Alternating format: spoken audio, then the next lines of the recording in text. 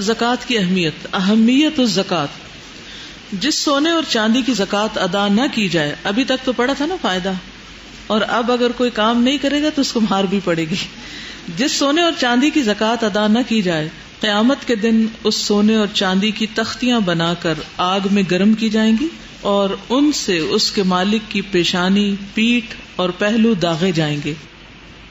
جن جانوروں کی زکوٰۃ ادا نہ کی جائے، قیامت کے دن وہ جانور اپنے مالک کو 50,000 سال تک اپنے پاؤں تلے رونتے رہیں گے.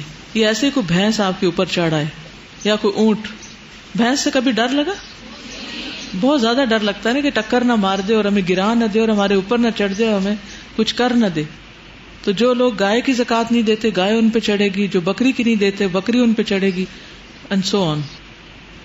حضرت ابو ہریرہ رضی اللہ عنہ کہتے ہیں کہ رسول اللہ صلی اللہ علیہ وسلم نے فرمایا، جو شخص سونے اور چاندی کا مالک ہو لیکن اس کا حق یعنی زکوٰۃ ادا نہ کرے تو قیامت کے دن اس سونے اور چاندی کی تختیاں بنائی جائیں گی، پھر ان کو جہنم کی آگ میں گرم کیا جائے گا، پھر ان سے اس منکر زکوٰۃ کے پہلو، پیشانی اور پیٹھ پر داغ لگائے جائیں گے. جب کبھی یہ تختیاں گرم کرنے کے لیے آگ میں واپس لے جائی جائیں گی تو دوبارہ عذاب دینے کے لیے لوٹائی جائیں گی. اس سے یہ سلوک سارا دن ہوتا رہے گا جس کا عرصہ 50,000 سال کے برابر ہے، یہاں تک کہ انسانوں کے فیصلے ہو جائیں، پھر وہ اپنا راستہ جنت کی طرف دیکھے یا دوزخ کی طرف. عرض کیا گیا، یا رسول اللہ صلی اللہ علیہ وسلم، پھر اونٹوں کا کیا معاملہ ہوگا؟ آپ صلی اللہ علیہ وسلم نے فرمایا، جو شخص اونٹوں کا مالک ہو اور وہ ان کا حق یعنی زکوٰۃ ادا نہ کرے، اور اس کے حق سے یہ بھی ہے کہ پانی پلانے کے دن کا دودھ دھوئے اور عرب کے رواج کے مطابق یہ دودھ مساکین کو پلا دے، وہ قیامت کے دن ایک ہموار میدان میں اوندے منہ لٹایا جائے گا اور وہ اونٹ بہت فربا اور موٹے ہو کر آئیں گے، ان میں سے ایک بچہ بھی کم نہ ہوگا، یعنی سب کے سب اس منکر زکوٰۃ کو اپنے کھروں پاؤں سے روندیں گے اور اپنے منہ سے کاٹیں گے. جب پہلا اونٹ یہ سلوک کر کے جائے گا تو دوسرا آ جائے گا. اس سے یہ سلوک سارا دن ہوتا رہے گا جس کا عرصہ 50,000 سال کے برابر ہے، حتیٰ کہ لوگوں کا فیصلہ ہو جائے گا، پھر وہ اپنا راستہ جنت کی طرف دیکھے یا جہنم کی طرف.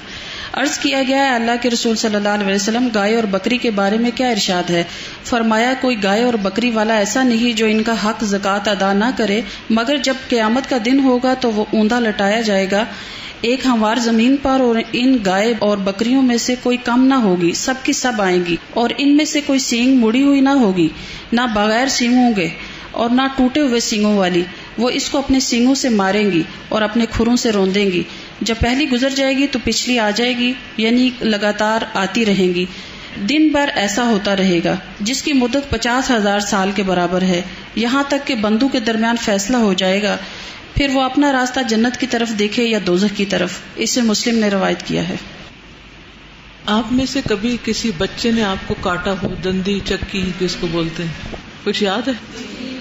اس کے نشان جاتے ہیں. تو یہ جو ہے نا کہ اونٹ جو ہے وہ چک بھی کاٹے گا.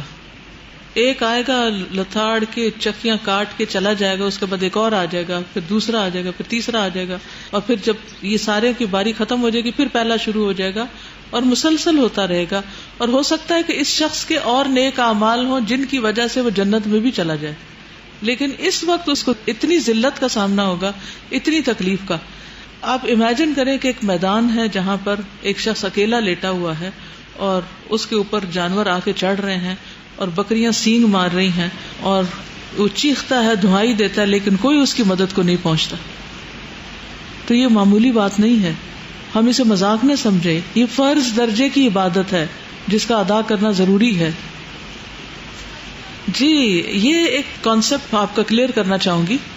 ہماری زندگی میں ایک زندگی اس دنیا کی زندگی ہے جس میں ہمیں کام کرنا ہے، لیکن اس کے باوجود یہاں بھی جزا سزا ہے، مکافات عمل ہے یہاں بھی، اور یہ دنیا بھی امتحان ہے. ہمارے سامنے ڈفرینٹ سچویشنز آتی ہیں، ہمارے ٹیسٹ ہوتے ہیں. ہم کامیاب ہو جائیں تو ہمارے لیے خیر کے دروازے کھل جاتے ہیں، ناکام ہو جائے تو مصیبتیں آ جاتی ہیں. کبھی اس کا ایکسپیرینس کیا آپ نے؟ اوکے. اور جب مصیبت آتی ہے تو ہمیں خیال آنے لگتا ہے کہ یہ فلاں چیز سے ملتی جلتی ہے، یہ مجھے لگتا ہے میری فلاں غلطی کا نتیجہ ہے. یہ بھی اللہ تعالیٰ بتا دیتا ہے. جو عقل مند ہوتے ہیں سمجھ جاتے ہیں. قرآن مجید میں بھی کچھ واقعات ہیں، جیسے حضرت داؤد علیہ السلام کو سمجھ آ گیا کہ وخر راکعا واناب، ٹھیک. تو پیغمبروں کے ساتھ بھی یہ ہوا ہے کہ انہیں فوراً احساس ہو جاتا ہے کہ یہ کیا ہوا میرے ساتھ، یہ سچویشن کیوں پیش آئی. دوسرا امتحان قبر میں ہے. ٹیسٹ ہے وہاں, ایگزام ہے وہاں, کوئی وائبا ہے نا, کتنے سوال پوچھے جائیں گے؟ 3 سوال پوچھے جائیں گے. اس کے بعد کوئی سزا جزا ہے نا. پھر اس کے بعد کیا ہوگا؟ حشر کا میدان ہوگا, وہاں بھی کچھ اعمال کی سزا جزا کا سلسلہ ہوگا, وہ بھی ایک ٹیسٹ کا دن ہے, وہ بھی یوم الامتحان ہے. پھر اس کے بعد ٹوٹل نمبر لگیں گے. آپ کو یاد ہوگا وہ جو چارٹ میں نے آپ کو دکھایا تھا, وہاں مختلف جگہوں پر مختلف چیک پوسٹ ہیں, ایک کے بعد ایک سے انسان کو گزرنا ہوگا. پھر آخر میں جب میزان میں اعمال تول لیے جائیں گے تو پھر پتہ چلے گا کہ کس کا عمل زیادہ ہے, اور اس کے مطابق پھر اس کو جزا یا سزا دی جائے گی. تو زکوٰۃ نہ ادا کرنے کا جرم ایسا بڑا جرم ہے کہ اس کی سزا حشر کے دن میں ملنی شروع ہو جائے گی, قبر میں بھی حفاظت نہیں ہوگی, دنیا میں بھی مصیبتیں آئیں گی. اب رکھ لے اس مال کو, کتنا سنبھال کے رکھنا ہے, کتنا جمع کرنا ہے. تو جب کوئی مصیبت آئے ضرور سوچے کہ زکوٰۃ دی ہے کہ نہیں دی, صدقہ دیا ہے کہ نہیں دیا. السلام علیکم. استاذہ, جتنے بھی فرائض ہیں نا اس سے ہماری زندگی میں ایک بیلنس قائم ہوتا ہے نا. تو ابھی پچھلی جو باتیں ہوئی تھی اس میں ایک واقعہ ہے کہ ایک دفعہ کچھ لوگ تھے, ان کا ایک چوکی دار تھا جو باہر تھا, اور وہ لوگ گھر میں کوئی گیسٹ آئے تو انہوں نے کہیں آرڈر کیا. جیسے ہم ایک آرڈر کر دیتے ہیں اور کتنے ہزاروں کا ایک وقت میں کھانا کھا لیتے ہیں, جبکہ ایک بندے کی تنخواہ اتنی ایک مہینے کی ہوتی ہے. اس کو 10,000 کا وہ آرڈر تھا, انہوں نے اس چوکی دار کو پیسے دیے کہ آرڈر آئے گا تو کھانا لے کے اندر لے آنا. اس نے دیکھا 10,000 روپیہ, اس نے کھانا تو لے لیا اور اس کو پیسے دے دیے, پھر سارا کھانا زمین پہ اچھی طرح سے اس کو مل دیا اور بیل بجا کے ان کو باہر بلایا اور ان سے کہا کہ آپ لوگ اتنا ظلم کرتے ہیں کہ مجھے پورے مہینے کی تنخواہ اس سے بھی کم دیتے ہیں جس میں میں اتنے بچوں کا پیٹ پالتا ہوں, اور آپ ایک وقت میں کھانا کھاتے ہیں, کیسے اللہ کو جواب دیں گے؟ یہ کہہ کے نوکری چھوڑ کے چلا گیا. تو بات یہ ہے کہ ہم ان باتوں کو سوچتے ہی نہیں کہ ہم ایک وقت میں کتنا خرچ کر رہے ہیں. اللہ تعالیٰ نے بہت بیلنس احکامات دیے ہیں. بالکل. دیکھیں نا, زکوٰۃ تو ہمارا حق ہے ہی نہیں, وہ تو کسی اور کا جو ہمارے مال میں رکھا ہوا. تو جب ہم نہیں دیتے, یعنی اگر آپ کے پیسے کوئی لے لے اور نہ دے تو آپ کا حال کیا ہوگا ذرا بتائیے. آپ کسی کو کوئی چیز امانت کے طور پر دیں کہ یہ رکھ لو, اور جب آپ اس سے واپس مانگے اور وہ نہ دے تو پھر آپ کا حال کیا ہوگا. تو یہ پیسہ تو ایک امانت ہے جو غریبوں کا حق ہے ہمارے مال میں, اگر ہم نہیں دیتے تو ان کا یہ غصہ بجا ہے. یہ جو ابھی ہم نے حدیث پڑھی ہے تو اس کو پڑھ کے اس طرح کی فیلنگ آتی ہے کہ جیسے عموماً ہم اس لیے نہیں دیتے نا کہ اپنے کمفرٹ کے لیے, خاص طور پر اپنے جسم کے کمفرٹ کے لیے انسان سب سے زیادہ وہ ہوتا ہے, اور وہی مال جو ہے جس کو ہم ابھی اپنے کمفرٹ کے لیے روک رہے ہیں, وہی ہماری جسمانی اذیت کسی بھی شکل میں ہو اس کا بنے گا ذریعہ. یعنی گولڈ پہن کے انسان اپنے ایک طرح سے نمائش کرتا ہے, یا باقی چیزیں بھی, جانور یا تو مال تجارت وہ بنے ہوتے ہیں یا ان کا دودھ گوشت استعمال کر رہا ہوتا ہے. تو یہ ساری چیزیں انسان کی دنیا کے اس کمفرٹ کا جو پھر انجام ہونے والا ہے وہ سخت بھیانک. نیکسٹ حدیث پڑھیے. احنف بن قیس کہتے ہیں کہ میں قریش کے چند لوگوں میں بیٹھا ہوا تھا کہ ابو ذر رضی اللہ تعالیٰ عنہ آئے اور کہنے لگے, خزانہ جمع کرنے والوں کو بشارت دو ایسے داغ کی جو ان کی پیٹھ پر لگائے جائیں گے اور ان کے پہلوؤں سے آر پار ہو جائیں گے, ان کی گدیوں یعنی گردن میں لگائے جائیں گے تو ان کی پیشانیوں سے پار ہو جائیں گے. پھر ابو ذر رضی اللہ تعالیٰ عنہ ایک طرف ہو کر بیٹھ گئے تو میں نے لوگوں سے پوچھا یہ کون ہیں؟ لوگوں نے بتایا کہ یہ ابو ذر ہیں. چنانچہ میں ان کی طرف گیا اور عرض کیا, یہ کیا تھا جو میں نے ابھی ابھی آپ سے سنا جو آپ نے فرمایا؟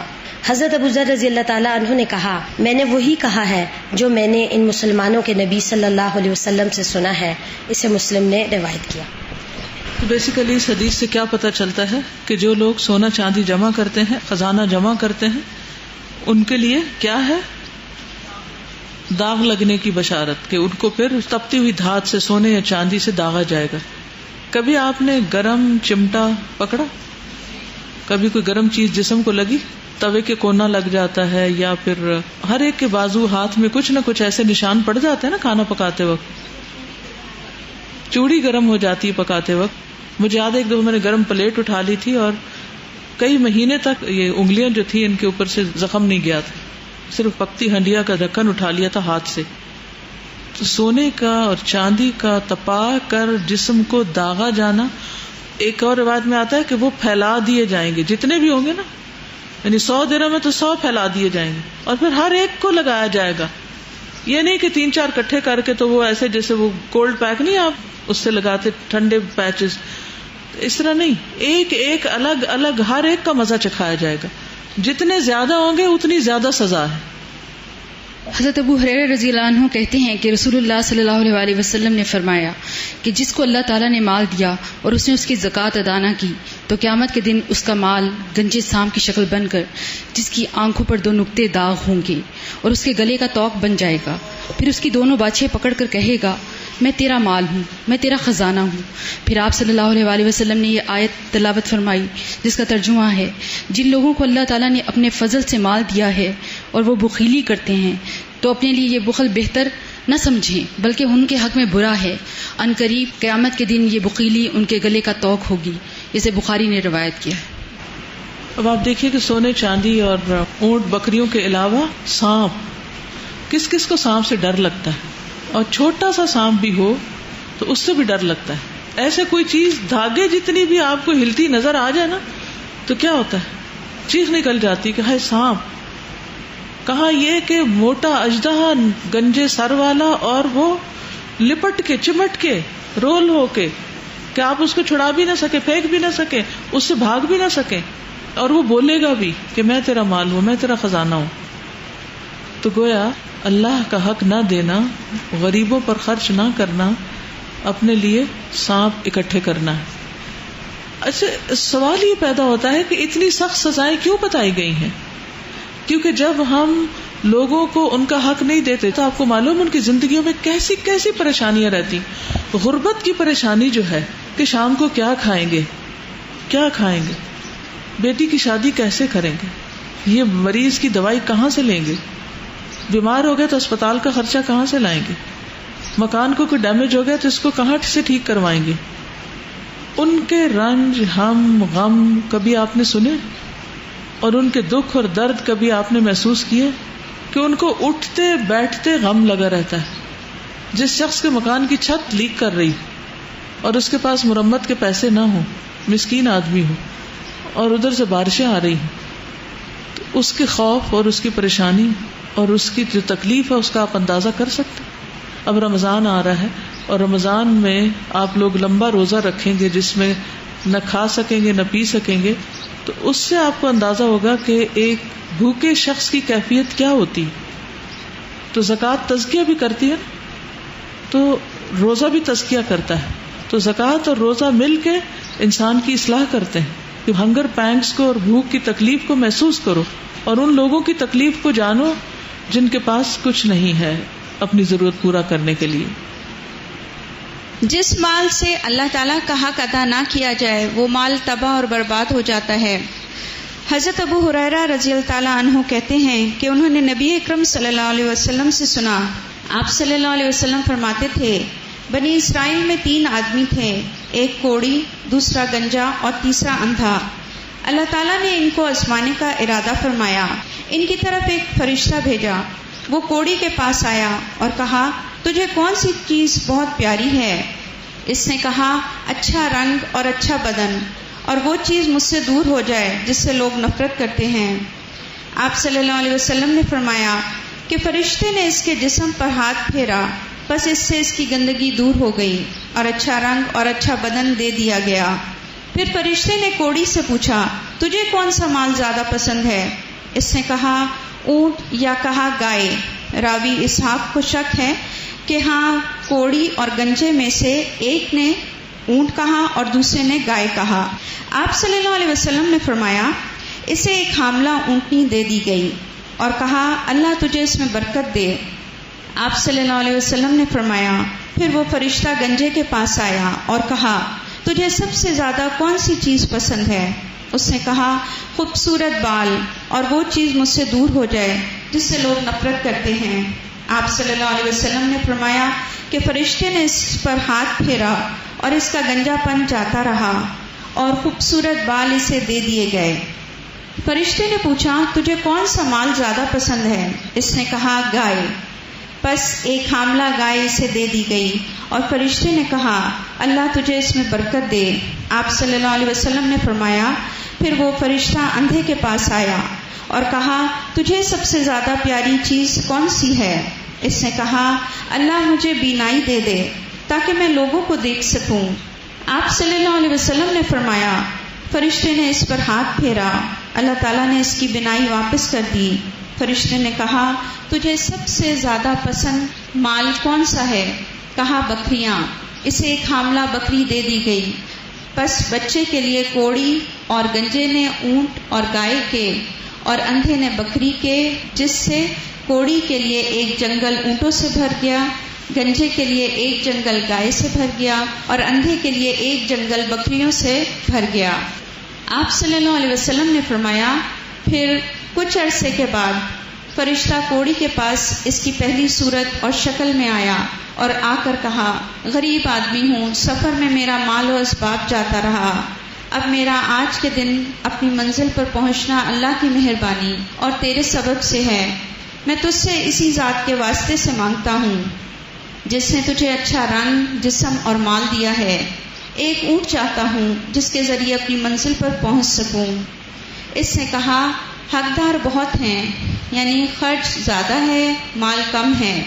فرشتے نے کہا میں تجھے پہچانتا ہوں، کیا تو کوڑی نہ تھا کہ لوگ تجھ سے نفرت کرتے تھے، اور تو غریب تھا، اللہ تعالیٰ نے تجھے صحت اور مال دیا۔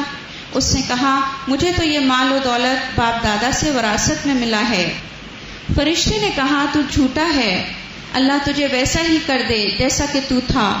آپ صلی اللہ علیہ وسلم نے فرمایا پھر فرشتہ گنجے کے پاس آیا اور اسے وہی کہا جو کوڑی سے کہا تھا۔ گنجے نے وہی جواب دیا جو کوڑی نے دیا تھا۔ فرشتے نے کہا اگر تو جھوٹا ہے تو اللہ تجھے ویسا ہی کر دے جیسا تو تھا۔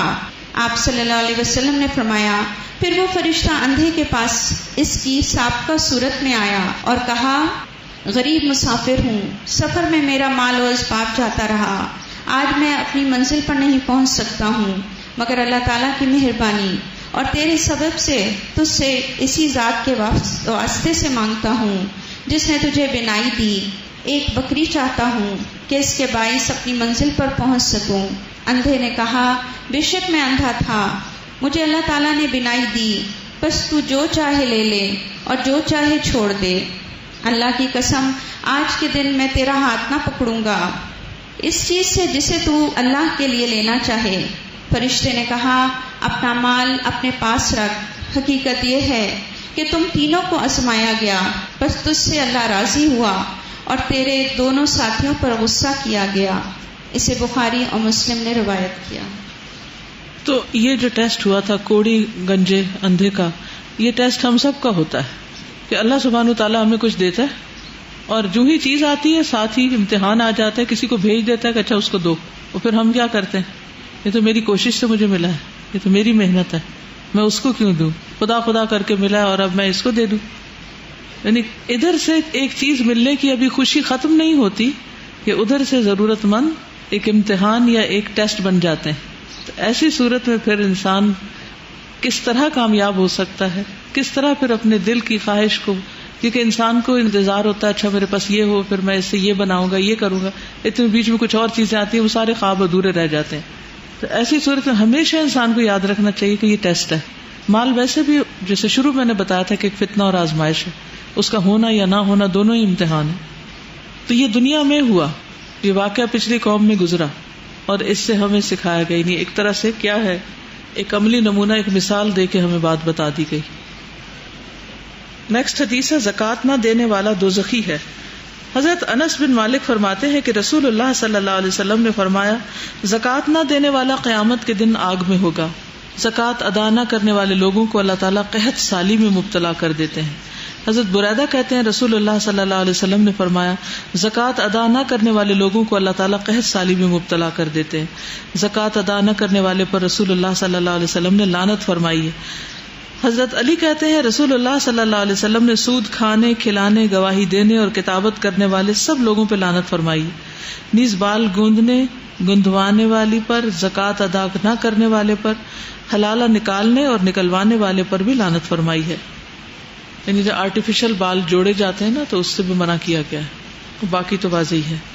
جی، زکوٰۃ کی اہمیت قرآن مجید میں نماز کے ساتھ زکوٰۃ کا ذکر کئی مقامات پر، 26 مقامات پر زکوٰۃ کو نماز کے ساتھ ایک ہی آیت میں بیان کیا گیا ہے۔ مثلاً اقیموا الصلاۃ وآتوا الزکاۃ، فاقیموا الصلاۃ وآتوا الزکاۃ، یعنی بالکل ساتھ ساتھ۔ 27ویں مقام پر زکوٰۃ کو نماز کے ساتھ اکٹھا تو بیان کیا گیا مگر الگ آیت میں، سورۃ مومنون کی آیت نمبر 4 میں، اور 3 مقام پر زکوٰۃ کو نماز کے علاوہ منفرد بیان کیا گیا ہے. تو اس طرح قرآن مجید میں 30 مقامات پر زکوٰۃ کا لفظ استعمال ہوا ہے، 12 مقامات پر صدقہ اور صدقات کا لفظ استعمال ہوا ہے. اسی طرح قرآن میں زکوٰۃ اور صدقے کے علاوہ زکوٰۃ کا ذکر آتا ہے. الذین ينفقون فی السراء والضراء، یعنی انفاق فی سبیل اللہ کا لفظ بھی آتا ہے یا خالی انفاق بھی آتا ہے. والقاظمین الغیظ والعافین عن الناس واللہ یحب المحسنین، جو خوشی اور تکلیف میں خرچ کرتے ہیں اور غصے کو پی جانے والے ہیں اور لوگوں سے درگزر کرنے والے ہیں، اور اللہ نیکی کرنے والوں سے محبت کرتا ہے. تو یہاں کیا نیکی ہے جس کا خاص طور پر ذکر کیا گیا؟ جو خوشی اور تکلیف میں خرچ کرتے ہیں. تو قرآن مجید میں نماز اور زکوٰۃ اکٹھی بھی آئی، زکوٰۃ کا لفظ الگ بھی آیا، 12 جگہوں پر صدقات کا لفظ آیا، اور صدقات کے علاوہ انفاق کا لفظ بھی آیا ہے کئی مقامات پر. پھر یہ بھی یاد رکھیے کہ ادائیگی زکوٰۃ ایمان کی نشانی ہے اور حرمت جان کی ضمانت ہے. قرآن مجید میں آتا فَإِن تَابُوا وَأَقَامُوا الصَّلَاةَ وَآتَوُا الزَّكَاةَ فَإِخْوَانُكُمْ فِي الدِّينِ. پس اگر وہ مشرکین توبہ کر لیں، سورۃ التوبہ کی آیت ہے، اور نماز قائم کریں اور زکوٰۃ دیں تو دین میں تمہارے بھائی ہیں. پھر ایک آیت میں آتا ہے کہ آخرت پر ایمان لانے والوں کی یہ صفت ہے کہ جو آخرت پر یقین رکھتے ہیں وہ نماز قائم کرتے ہیں، زکوٰۃ ادا کرتے ہیں. سورۃ النمل کی آیت نمبر 3 میں آتا ہے الذین یقیمون الصلاۃ ویؤتون الزکاۃ وہم بالآخرۃ ہم یوقنون.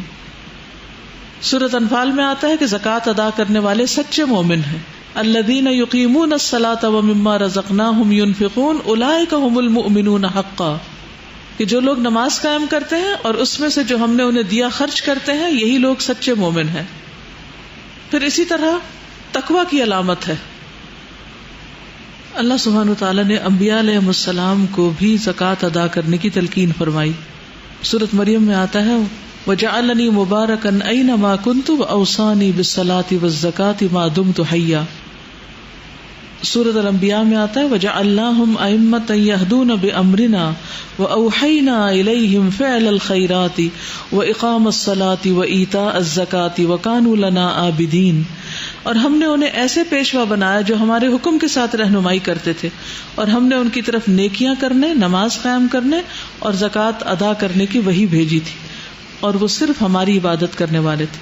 قرآن مجید میں امہات المومنین کو بھی زکوٰۃ ادا کرنے کی تلقین کی گئی ہے. کوئی بتائے گا کہاں؟ سورۃ الاحزاب آیت 33 میں وَقَرْنَ فِي بُيُوتِكُنَّ وَلَا تَبَرَّجْنَ تَبَرُّجَ الْجَاهِلِيَّةِ الْأُولَى وَأَقِمْنَ الصَّلَاةَ وَآتِينَ الزَّكَاةَ وَأَطِعْنَ اللَّهَ وَرَسُولَهُ إِنَّمَا يُرِيدُ اللَّهُ لِيُذْهِبَ عَنْكُمُ الرِّجْسَ أَهْلَ الْبَيْتِ وَيُطَهِّرَكُمْ تَطْهِيرًا. اور اپنے گھروں میں ٹکی رہو اور پہلی جاہلیت کے زینت ظاہر کرنے کی طرح زینت ظاہر نہ کرو، اور نماز قائم کرو، زکوٰۃ دو، اللہ اور اس کے رسول کا حکم مانو. اللہ تو یہی چاہتا ہے تم سے گندگی دور کر دے اے اہل بیت، اور تمہیں پاک کر دے خوب پاک کرنا. پھر اسی طرح یہ ہے کہ زکوٰۃ ادا نہ کرنا کفر اور شرک کے برابر قرار دیا گیا. قرآن مجید میں سورۃ فصلت آیت 6-7 میں آتا ہے وَوَيْلٌ لِّلْمُشْرِكِينَ الَّذِينَ لَا يُؤْتُونَ الزَّكَاةَ. بربادی ہے مشرکین کے لیے جو زکوٰۃ ادا نہیں کرتے. ٹھیک ہے، تو زکوٰۃ ادا نہ کرنا جو ہے یہ بہت بڑا جرم ہے. احادیث سے بھی ہمیں یہ بات پتہ چلتی ہے کہ نماز کے بعد زکوٰۃ کا درجہ ہے. زر بن حبیش کہتے ہیں کہ ابن مسعود کے پاس ایک لڑکا بیٹھا قرآن پڑھ رہا تھا اور ان کے پاس ان کے ساتھی بیٹھے ہوئے تھے. تو ایک شخص آیا، اس کو حضرمہ کہا جاتا تھا. اس نے کہا ابو عبد الرحمن، اسلام کا کون سا درجہ سب سے افضل ہے؟ تو انہوں نے کہا نماز. پوچھا پھر؟ فرمایا زکوٰۃ. پھر اسی طرح ہم نے وہ حدیث جو اسلام کے 5 بیسک پلر جو ہیں اس میں بھی شہادتین، نماز اور زکوٰۃ اور صوم اور حج وغیرہ کا ذکر پڑھا. اور پھر یہ اسلام کی امتیازی علامت بھی ہے. نبی صلی اللہ علیہ وسلم نے فرمایا اسلام یہ ہے کہ تم خالص اللہ کی عبادت کرو، اس کے ساتھ کسی کو شریک نہ بناؤ، نماز قائم کرو، فرض زکوٰۃ ادا کرو اور رمضان کے روزے رکھو. ایک اور حدیث میں آتا ہے آپ نے فرمایا میں 3 چیزوں پہ قسم کھاتا ہوں اللہ اس کو جس کے لیے اسلام میں کوئی حصہ اس شخص کے برابر نہیں کرے گا جس کا اسلام میں کوئی حصہ نہیں. یعنی جو اسلام کے فرائض پورے کرتا ہے اور جو نہیں کرتا وہ برابر نہیں. اسلام کے 3 حصے ہیں: روزہ، نماز اور صدقہ. اور یہ نہیں ہو سکتا کہ اللہ کسی بندے سے دوستی کرے اور پھر روز قیامت اسے کسی دوسرے کا ساتھی بنا دے. یعنی دنیا میں جو اللہ کا دوست ہے وہ آخرت میں بھی دوست ہوگا. پھر قیامت کے دن زکوٰۃ کے بارے میں سوال کیا جائے گا، حساب ہوگا. رسول اللہ صلی اللہ علیہ وسلم نے فرمایا سب سے پہلے جس چیز کا بندے سے حساب لیا جائے گا وہ اس کی نماز ہوگی. اگر اس نے اسے مکمل ادا کیا ہوگا تو وہ مکمل لکھ دی جائے گی. اگر اس نے اسے مکمل ادا نہیں کیا تو اللہ تعالیٰ فرمائیں گے کہ دیکھو میرے بندے کے پاس کیا کچھ نوافل ہیں کہ ان کے ذریعے فرائض کی تکمیل کر سکوں. اسی طرح زکوٰۃ کے معاملے میں بھی ہوگا اور دیگر اعمال کا حساب بھی اسی طرح ہوگا کہ پہلے فرائض کا حساب ہوگا، اگر ان میں کوئی کمی بیشی ہوگی تو اس کی تکمیل نوافل کے ساتھ ہوگی. پھر اسی طرح یہ کہ حکومت جبرن بھی زکوٰۃ وصول کر سکتی، اگر ایسا کرے تو حکومت پر کوئی گناہ نہیں ہوگا. حضرت ابوبکر نے کیا کہا تھا کہ اگر کوئی بکری کا بچہ بھی دینے سے انکار کرے گا جسے وہ نبی صلی اللہ علیہ وسلم کے زمانے میں دیا کرتے تھے تو میں اس سے جنگ کروں. پھر اسی طرح بعض علماء نے یہ بھی کہا ہے کہ جو زکوٰۃ نہیں دیتا وہ ایک طرح سے کفر کا ارتکاب کرتا ہے. شیخ ابن عثیمین کہتے ہیں کہ جو اس کی فرضیت کا انکار کرے وہ کافر ہوگا، الا یہ کہ نیا مسلمان ہو یا ایسے جنگل میں ہو جہاں کوئی علم نہ ہو. اگر وہ علم نہیں رکھتا تو اسے تعلیم دی جائے گی، اگر جاننے کے بعد اصرار کرے تو مرتد ہو جائے گا. یعنی جہاں لا الہ الا اللہ پڑھ کے کوئی مسلمان ہوتا ہے وہاں اس کے لیے زکوٰۃ ادا کرنا بھی ضروری ہوتا ہے، اور اگر کوئی اس کا انکار کرے تو گویا اس نے ارتداد کر لیا، وہ اسلام سے منہ پھیر گیا. اگر کوئی کنجوسی کی وجہ سے، سستی کی وجہ سے انکار کرتا ہے تو بعض اہل علم کہتے ہیں کہ وہ کافر ہے، لیکن بعض کہتے ہیں کہ نہیں، اس نے بہت کبیرہ گناہ کیا ہے لیکن فاسق ہے. پھر زکوٰۃ نہ دینے پر شدید وعید بھی ہے. دنیا میں بارش کا روک لیا جانا. السلسلہ صحیحہ کی حدیث ہے 106. حدیث میں بہت ساری باتیں آتی ہیں جس میں سے ایک بات یہ کہ جب لوگ زکوٰۃ ادا کرنے سے رک جاتے ہیں تو آسمان سے بارش کا نزول بند ہو جاتا ہے. اگر چوپائے نہ ہوتے تو ان پر بارش نازل نہ ہوتی. تو بارشیں کب رک جاتی ہیں؟ جب زکوٰۃ ادا نہ کی جائے. اسی طرح جس زیور کی زکوٰۃ ادا نہ کی جائے وہ آگ میں لے جانے کا باعث ہوگا. حضرت عائشہ نے فرمایا کہ ایک دن رسول اللہ صلی اللہ علیہ وسلم میرے پاس تشریف لائے، میرے ہاتھوں میں چاندی کی موٹی موٹی انگوٹھیاں دیکھی. آپ نے فرمایا عائشہ یہ کیا ہے؟ میں نے عرض کیا یہ میں نے اس لیے بنوائی ہے کہ آپ کی خاطر زیب و زینت اختیار کروں. آپ نے پوچھا کیا تم اس کی زکوٰۃ ادا کرتی ہو؟ میں نے کہا نہیں، یا اس طرح کی کوئی بات کہی تو آپ نے فرمایا تمہیں جہنم میں لے جانے کے لیے یہی کافی ہے. ایک اور روایت میں آتا ہے، صحیح ترغیب و ترہیب کی حدیث ہے، جس زیور کا حق ادا نہ ہو وہ آگ کا زیور ہے. اسماء بنت یزید سے روایت ہے کہ میں اور میری خالہ نبی صلی اللہ علیہ وسلم کی خدمت میں حاضر ہوئی. ہمارے پاس سونے کے کنگن تھے. آپ نے فرمایا کیا تم دونوں اس کی زکوٰۃ دیتی ہو؟ ہم نے کہا نہیں. آپ نے فرمایا کیا تم اس بات سے نہیں ڈرتی کہ اللہ تمہیں آگ کے کنگن پہنائے؟ ان کی زکوٰۃ ادا کرو. عمرو ابن شعیب اپنے والد سے روایت کرتے ہیں اور وہ اپنے دادا سے روایت کرتے ہیں کہ نبی صلی اللہ علیہ وسلم کی خدمت میں ایک مرتبہ 2 عورتیں آئیں جن کے ہاتھ میں سونے کے کنگن تھے. آپ نے ان سے فرمایا کیا تم دونوں اس بات کو پسند کرتی ہو کہ اللہ تمہیں قیامت کے دن آگ کے کنگن پہنائے؟ وہ کہنے لگی نہیں. تو آپ نے فرمایا یہ جو تمہارے ہاتھوں میں ہے ان کا حق ادا کرو. جس نے مال کی زکوٰۃ ادا نہ کی وہ مال اس کے گلے کا توق بنا دیا جائے گا. قرآن مجید میں آتا ہے وَلَا يَحْسَبَنَّ الَّذِينَ يَبْخَلُونَ بِمَا آتَاهُمُ اللَّهُ مِنْ فَضْلِهِ هُوَ خَيْرًا لَهُمْ بَلْ هُوَ شَرٌّ لَهُمْ سَيُطَوَّقُونَ مَا بَخِلُوا بِهِ يَوْمَ الْقِيَامَةِ وَلِلَّهِ مِيرَاثُ السَّمَاوَاتِ وَالْأَرْضِ وَاللَّهُ بِمَا تَعْمَلُونَ خَبِيرٌ. پھر اسی طرح سانپ والی حدیث تو آپ نے سن ہی لی. ایک اور روایت میں آتا ہے کہ وہ سانپ جو ہے وہ اس کے ہاتھ کو اپنا لقمہ بنا لے گا.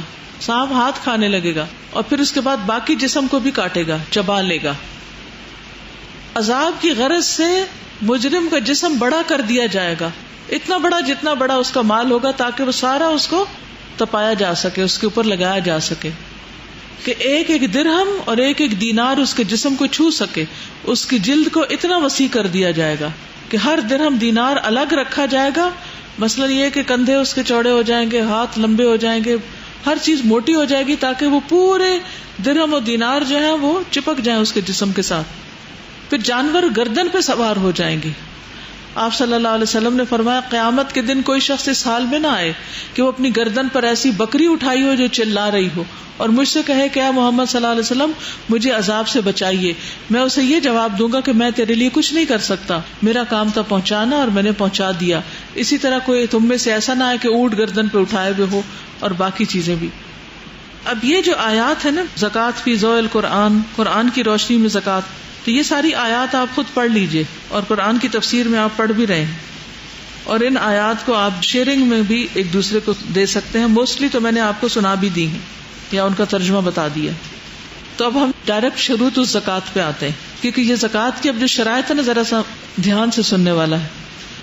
زکوٰۃ کی شرائط, شروط الزکوٰۃ یہ توئے پہ پیش ہونی چاہیے, مضافر ہے. ہر آزاد مالدار صاحب نصاب مسلمان, مرد ہو یا عورت, بالغ ہو یا نابالغ, عاقل ہو یا غیر عاقل, پر زکوٰۃ فرض ہے. نمبر 1 مسلمان ہو, نمبر 2 آزاد ہو, نمبر 3 بالغ ہو, نمبر 4 عاقل ہو. بالغ نابالغ دونوں ہی, کیونکہ نابالغ جو ہے اس کا ولی دے گا. نمبر 4 عاقل ہو اور نمبر 5 صاحب نصاب ہو. نابالغ اور غیر عاقل اگر صاحب مال ہو اور صاحب نصاب ہو تو اس کی زکوٰۃ اس کا سرپرست دے گا. اور خود دینے والے کون ہیں؟ 5. کون کون؟ دوبارہ دہرائیے. مسلمان, آزاد, بالغ, عاقل, صاحب نصاب. تو نابالغ اور غیر عاقل کی زکوٰۃ کون دے گا؟ اس کا ولی, سرپرست. شابش. حضرت عبداللہ بن عباس سے روایت ہے کہ نبی اکرم صلی اللہ علیہ وسلم نے حضرت معاذ کو یمن کی طرف بھیجا تو فرمایا لوگوں کو پہلے اس بات کی دعوت دو کہ وہ گواہی دیں کہ اللہ کے سوا کوئی معبود نہیں اور میں اللہ تعالیٰ کا رسول ہوں. اگر وہ یہ تسلیم کر لیں تو پھر انہیں بتاؤ کہ ہر دن اور رات میں اللہ تعالیٰ نے ان پر 5 نمازیں فرض کی ہیں. اگر یہ بھی مان لیں تو پھر انہیں بتاؤ کہ اللہ تعالیٰ نے ان پر ان کے مالوں میں صدقہ فرض کیا ہے جو کہ ان کے اغنیاء سے لیا جائے گا اور ان کے فقراء کو دیا جائے گا. اسے بخاری نے روایت کیا ہے. تو اس سے کیا پتہ چلتا ہے کہ غیر مسلم پر زکوٰۃ واجب نہیں جب تک کہ وہ اسلام قبول نہ کر لے. پہلی چیز شرط یہی ہے نا کہ وہ مسلمان ہو. تو حضرت معاذ کو جب آپ نے بھیجا تو انہیں سکھایا کہ جب وہ کلمہ پڑھ لیں پھر نماز کا کہنا, جب نماز شروع کر دیں پھر اس کے بعد زکوٰۃ کا بتانا, ترتیب سے, تدریج سے. دوسرا ہے آزادی, آزاد ہونا. اس کی دلیل انہوں نے اس کتاب میں نہیں دی ہوئی, اس کی دلیل بخاری میں ملتی ہے.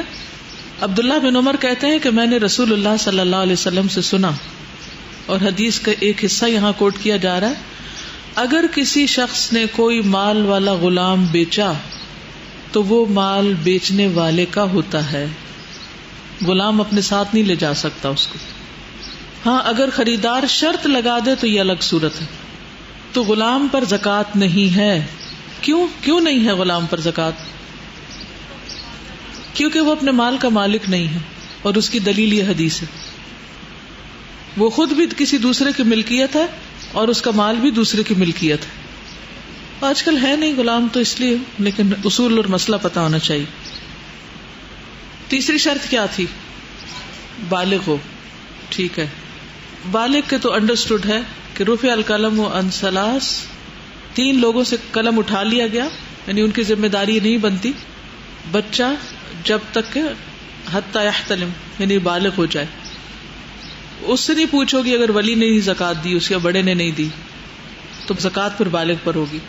اسی طرح عاقل, یہ بھی اس حدیث سے پتہ چلتا ہے جس میں نابالغ کا ذکر آتا ہے کہ 3 لوگوں سے قلم اٹھا لیا گیا, سویا ہوا جب تک کہ اٹھ نہ جائے, مجنون جب تک کہ وہ اس جنون سے باہر نہ آ جائے, یعنی پاگل شخص. تو عاقل پر زکوٰۃ ہے. اگر پاگل شخص ہے یا ہینڈی کیپ ہے یا اس کو سمجھ نہیں اور اس کا مال ہے تو اس کے جو ماں باپ ہیں یا اس کے جو اور بڑے ہیں وہ اس کی زکوٰۃ دیں گے. آپ نے دیکھا ہوگا کہ بعض گھروں میں جو ذہنی معذور ہوتے ہیں وہ بعض اوقات کافی بڑی عمر کے ہو جاتے ہیں. کیا آپ نے کبھی دیکھے ایسے ذہنی معذور جن کو کسی چیز کا ہوش نہیں ہوتا لیکن ان کی عمر کافی ہوتی, 30 سال 40 سال 50 سال, انہیں 2 آنے کا بھی نہیں پتا کہ روپیہ کیا چیز ہے, کوئی ہوش نہیں, لیکن چونکہ وہ بھی انسان ہے تو جب ماں باپ مثلاً فوت ہوں تو ان کی وراثت سے ان کو بھی حصہ ملے گا. اب جب وراثت کا حصہ ملا اور سال گزر گیا تو ان پہ زکوٰۃ آ جائے گی. اب ان کو تو پتہ ہی نہیں ہے کہ ان کا کیا حصہ ہے, تو پھر جو ان کے اس مال کی حفاظت کر رہا ہوگا وہ حصہ دے گا، اس میں سے وہ زکات نکالے گا. کبھی اس پر سوچا آپ نے؟ کبھی کوئی فوت ہونا تو ان کے گھر کی کہانیاں سنا کریں غور سے کہ 2 بچے پیچھے ہیں، ایک بچے کو تو کچھ ہوش ہی نہیں، تو اس لیے سارا کچھ ہم نے دوسرے کے نام لگوا دیا. ٹھیک ہے نام اگر اس کے ہے لیکن حق تو بہرحال اسی کا ہے نا، اس پر خرچ ہوگا، اس کی علاج معالجہ، بیماری، دوا وغیرہ. تو اگر اس کے پیسے ہیں اتنے کہ جن پہ زکات لگتی ہے تو اس میں سے بھی زکات نکالنی ہوگی. اس سے کیا اندازہ ہوتا ہے، اس سے کیا بات سمجھ آتی ہے آپ کو؟ زکات تو کسی سے بھی معاف نہیں، نابالغ پر بھی ہے، پاگل پر بھی ہے، معذور پر بھی ہے، ہوش والے پر بھی ہے اور بے ہوش پر بھی ہے. جو قومے میں پڑے ہوئے نا ہسپتالوں میں، تو ان کے ڈاکٹرز کو پوچھنا چاہیے وارثوں سے کہ ان کے اوپر کوئی زکات کے قابل مال تو نہیں، ان کی زکات دیں، ان کا فرض صدقہ ادا ہو تاکہ یہ ہوش میں آئے. تو اگر پاگل سے، غیر عاقل سے، نابالغ سے معاف نہیں تو پھر آپ سے معاف ہوگی اگر آپ صاحب نصاب ہیں؟ نہیں نا. اس سے زکات کی اہمیت کا اندازہ ہوتا ہے. لیکن کتنے لوگ ہیں جو اس گہرائی میں جا کے سوچتے ہو کہ ان کی بھی زکات ادا کرنی ہوگی. کتنے ماں باپ یا وارث یا والی یا گارڈین یا جو بھی وٹس ایور، وہ یہ سوچتے ہو کہ ان کی زکات بھی ہم نے دینی ہے. ان پر نماز کوئی نہیں ہے، نماز کوئی نہیں ان پر، لیکن زکات ہے ان پر اگر وہ مالدار ہیں. تو اس سے آپ اندازہ لگا سکتے ہیں کہ یہ کیسا بڑا فریضہ ہے کہ جس سے جان نہیں چھوٹنے کی. اگلی شرط کیا ہے؟ صاحب نصاب، عاقل اور بالغ، اور وہ سب کٹھے دونوں ہو گئے. ان دونوں کو اکٹھا ہی ڈیل کر لیا گیا، نابالغ اور ناعاقل کو وہ ایک ہی طرح کی کیٹیگری میں آ جاتے ہیں کیونکہ ان کی سمجھ نہیں ہے. 5ویں شرط ہے صاحب نصاب ہونا، مالدار ہونا. صرف مالدار کا لفظ اس لیے استعمال نہیں ہوا کہ بعض اوقات اتنا مال نہیں ہوتا کہ جس پر زکات آئے، تو اس کو کہتے ہیں صاحب نصاب. نصاب وہ مخصوص اماؤنٹ ہے جس پر زکات واجب ہوتی. خاص کی بات پڑھی نا آپ نے، یعنی وہ خاص مال جس پر زکات دی جائے گی اور اس پر سال گزر چکا ہو. جس مال پر ایک قمری سال گزر چکا ہو اس پر زکات ادا کرنی فرض ہے. حضرت عبداللہ بن عمر کہتے ہیں جو مال حاصل ہونے کے بعد اپنے مالک کے پاس سال تک پڑا رہے اس پر زکات فرض ہے. جو مال حاصل ہونے کے بعد اپنے مالک کے پاس سال تک پڑا رہے اس پر زکات فرض ہے. رسول اللہ صلی اللہ علیہ وسلم نے فرمایا 5 اونٹ سے کم میں زکات نہیں، 5 اوقیہ سے کم چاندی میں زکات نہیں، اسی طرح 5 وسق سے کم غلے میں زکات نہیں. یعنی ایک سرٹن اماؤنٹ سے کم اگر مال ہے تو زکات نہیں. صحیح بخاری میں آتا ہے اگر کسی کے پاس 4 اونٹ سے زیادہ نہیں تو اس پر زکات واجب نہ ہوگی، مگر یہ کہ ان کا مالک خوشی سے کچھ دے دے، صدقہ وغیرہ کرتا رہے. اور یہ بات حدیث میں آتی ہے کہ اس پر سال گزر چکا ہو. سنن نبی داؤد کی روایت ہے، نبی صلی اللہ علیہ وسلم نے فرمایا کسی مال میں اس وقت تک زکات نہیں جب تک کہ اس پر سال نہ گزر جائے. اور یہ بھی یاد رکھیے کہ صرف حلال کمائی سے دی گئی زکات قابل قبول ہے. سال گزرنے کی شرط سے مستثنا اشیاء. اب یہاں پر کچھ چیزوں کا اور ایڈیشن کروں گی، یعنی کون سی چیزوں پر سال گزرنے کا انتظار نہیں ہوگا. آخری نقطہ آپ نے یہ پڑھا نا کہ مال پر سال گزر جائے، لیکن کچھ چیزیں ایسی ہیں جو سال سے پہلے بھی ان کی زکات دینی ہوگی، جن میں سے نمبر 1 عشر کیا ہوتا ہے؟ 10واں حصہ کس پر؟ کھیتوں اور پھلوں پر. کھیتوں اور پھلوں پر اسی وقت زکات واجب ہوگی جب ان کی کٹائی کا وقت آ جائے.